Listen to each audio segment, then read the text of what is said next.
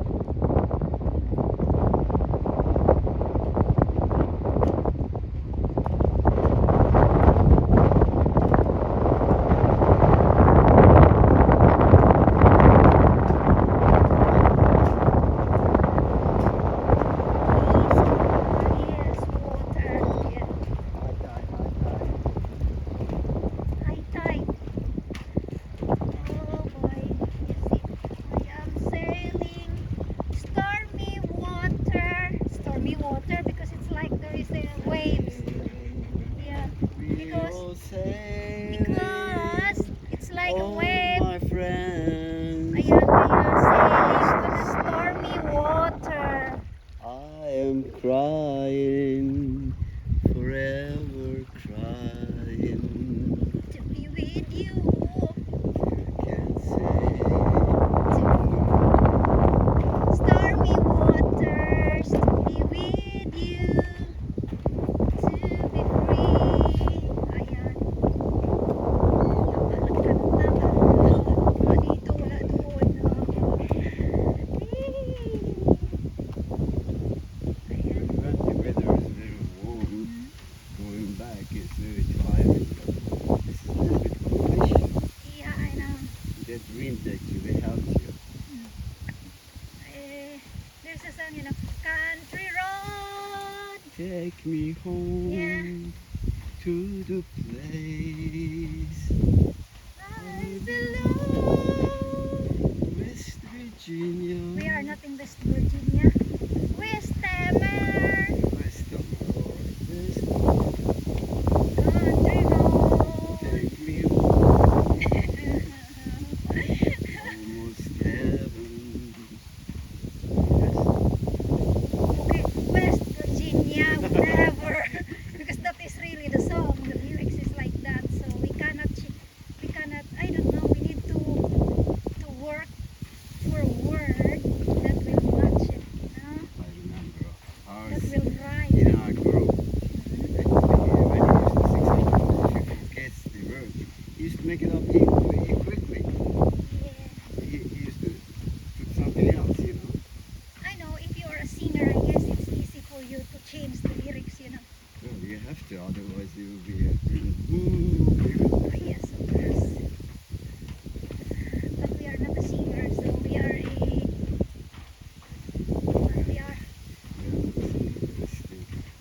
we are a stinger.